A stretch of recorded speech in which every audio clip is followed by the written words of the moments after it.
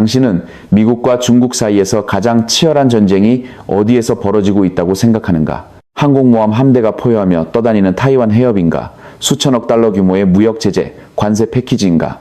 아니면 백악관에서 내려지는 반도체 칩 금수 조치인가? 그 모든 것은 아직 가장 정확한 답이 아니다. 앞으로 50년 동안 세계 패권의 자리를 결정할 가장 뜨겁고 가장 잔혹하며 생사가 걸린 전선은 사실 중국 대학 강의실의 내벽 안에서 벌어지고 있다. 바로 지금 베이징은 거대한 교육 대수술을 진행하고 있다. 불과 몇 년 사이 중국 정부는 전국 대학의 무려만 2,200개 학부 교육과정을 전면 조사하고 신입생 모집을 중단시켰다.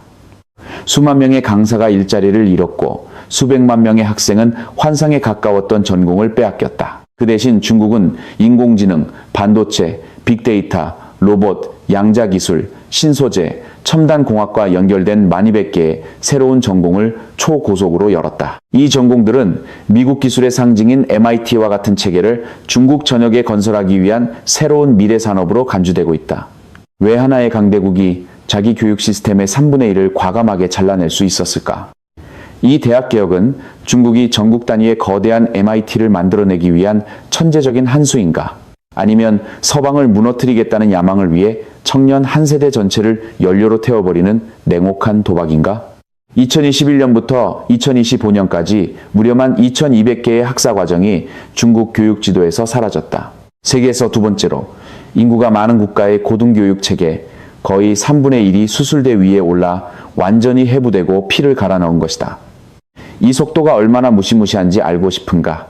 2014년 중국 전체에서 조심스럽게 조정한 전공은 고작 57개에 불과했다. 그런데 지금은 2025년 한 해에만 무려 1,428개 과정이 가차없이 폐지되었고 수백 개 과정이 추가로 중단되었다. 변화 속도가 기하급수적으로 폭발한 것이다. 그렇다면 중국 교육부의 칼날은 어디를 먼저 내리쳤을까? 답은 예술, 인문학, 외국어 분야다. 영어, 일본어, 한국어 통번역 같은 전공, 그리고 특히 경영학, 재무관리, 마케팅 계열이 먼저 타격을 입었다. 중국의 엘리트층과 일반 대중은 이런 많은 과정을 매우 신랄한 이름으로 부른다. 바로 물강의, 즉 물처럼 묽은 수업이라는 뜻이다. 왜 물이라고 부르는가? 이름만 들으면 그럴듯하고 하기는 보기 좋지만 내용은 실속이 없고 노동시장과 동떨어져 있으며 구체적인 기술을 만들어내지 못하기 때문이다. 생각해보라.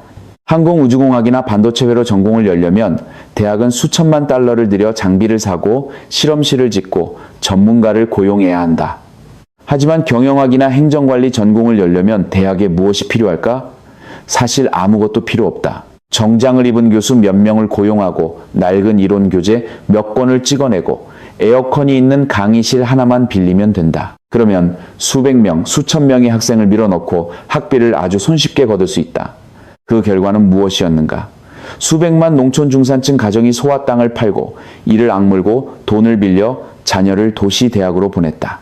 인생을 바꾸고 에어컨이 나오는 사무실에서 상사가 되는 꿈을 품었기 때문이다. 그러나 4년 뒤 많은 학생은 보기 좋은 졸업장을 들고 나왔지만 사회의 물질적 부를 만들어낼 실전 기술은 하나도 갖추지 못했다.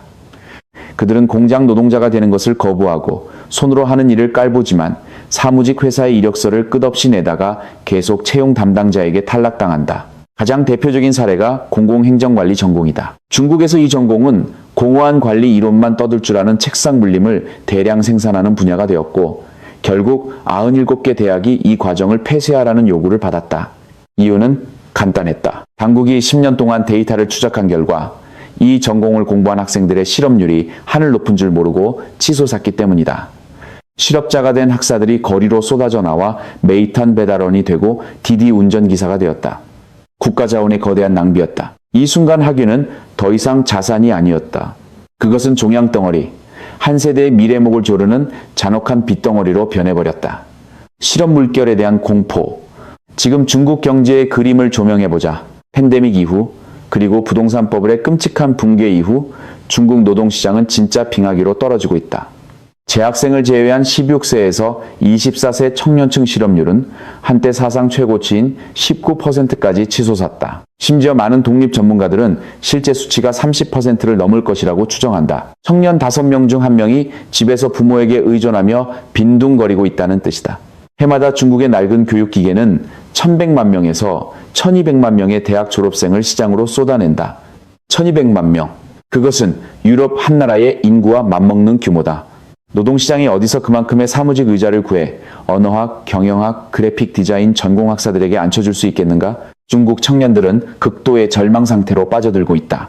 그들은 미친 듯이 공부한 노력이 결국 베이징이나 상하이의 월세도 감당하기 어려운 박봉으로 이어진다는 사실을 깨닫고 있다. 집을 사고 결혼하고 아이를 낳는 것은 말할 것도 없다. 그래서 조용한 저항운동인 탕핑, 즉 드러눕기와 바이란, 즉 될 대로 되라는 흐름이 폭발했다. 청년들은 경쟁을 거부하고 소비를 거부하고 결혼을 거부한다. 그들은 라면값이나 겨우 벌 수 있는 잡일만 하며 휴대전화를 들여다보고 누워 지낸다. 이것은 시진핑 주석의 중국몽의 치명타다. 경제는 미국을 추월하기 위해 청년들의 헌신을 필요로 하는데 젊은 세대는 서로 드러 누워버리고 있다. 베이징은 핵심 원인이 교육과 경제의 본질적 수요 사이의 엇박자라는 사실을 알아차렸다. 대학들이 해마다 수백만 명의 불량품을 계속 찍어내도록 방치한다면 이 실업자 군단은 원한의 화로로 쌓여 사회 안정을 박살낼 것이다. 12,200개 전공을 제거하는 일은 단순한 교육개혁이 아니다. 그것은 생사의 위기에 놓인 국가가 날리는 생존의 일격이다. 소고대 MIT를 만들어내는 공장, 12,200개의 낡은 전공을 제거했다면 베이징은 그 빈자리를 무엇으로 채우려 하는가?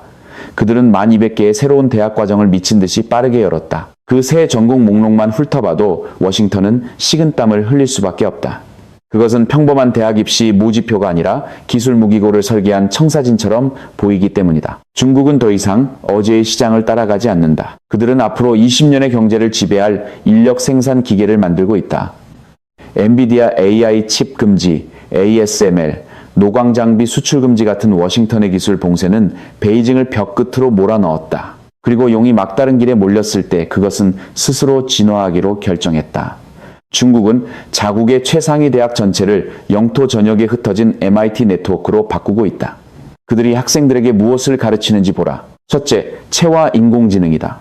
현재 챗GPT나 제미나이가 시를 쓰거나 코드를 작성하기 위해 컴퓨터 화면 뒤에 갇혀있는 가상의 두뇌라면 체화 인공지능은 AI의 초월적 두뇌를 물리적 신체, 즉 인간형 로봇 안에 이식하는 기술이다. 베이징 항공항천대학과 하얼빈공업대학처럼 무기인재를 길러내는 기관을 포함해 중국의 9개 최상위 대학이 동시에 이 전공을 개설하며 포문을 열었다. 그들의 야망은 극도로 분명하다. 스스로 생각하고 스스로 결정을 내리는 수백만 로봇 군단을 만들어 초대형 공장, 광산, 심지어 총을 들고 전장에 투입하겠다는 것이다. 둘째, 뇌, 기계, 인터페이스다. 벌써 미친 이야기처럼 들리지 않는가? 중국 대학생들은 이제 인간의 뇌에 직접 마이크로칩을 꽂아 생각만으로 컴퓨터를 조종하는 연구로 학사 학위를 받게 된다. 이것은 미국의 억만장자 일론 머스크가 이끄는 뉴럴링크를 정면으로 겨냥한 선전포고다.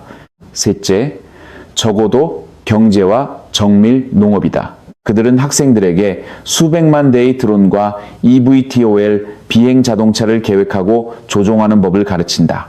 초대형 도시의 하늘을 가득 메우고 초고속 배송, 치안 감시, AI 기반 비료 살포에 활용하기 위해서다. 넷째, 반도체, 집적회로 신에너지다.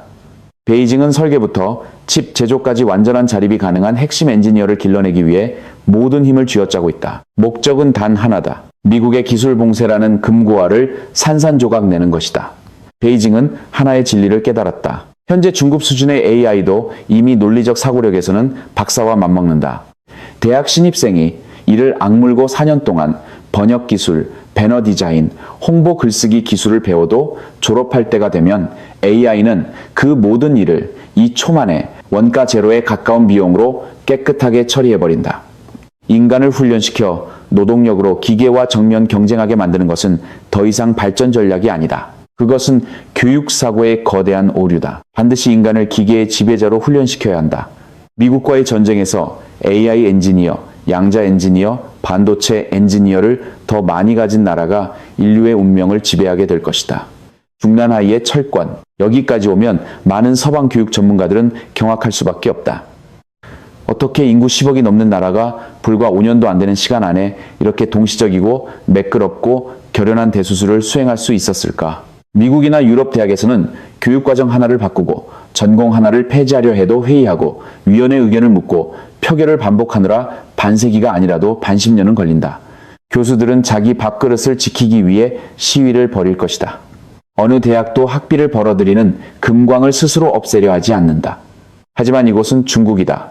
모든 명령은 가장 절대적인 권력 단계에서 내려온다. 중국 공산당 중앙과 국무원이다. 그들의 지침은 2035년까지 교육강국을 건설한다는 계획이다. 중난아이의 지휘 아래 중국 교육부는 각 대학에 스스로 조사하고 물강의 전공을 제거하라는 지시를 내렸다. 동시에 그들은 레드카펫을 깔고 녹색 통로를 설치했다. 즉, 초고속 승인 제도다. 관료주의적 행정 절차를 모두 걷어차고 대학들이 미래기술 전공을 즉시 개설할 수 있도록 허용한 것이다. 베이징은 또한 국가 빅데이터 시스템을 사용해 학생 한 명 한 명의 발자취를 추적한다. 이 시스템은 졸업장과 세금 번호, 사회보험 납부 기록을 직접 연결한다.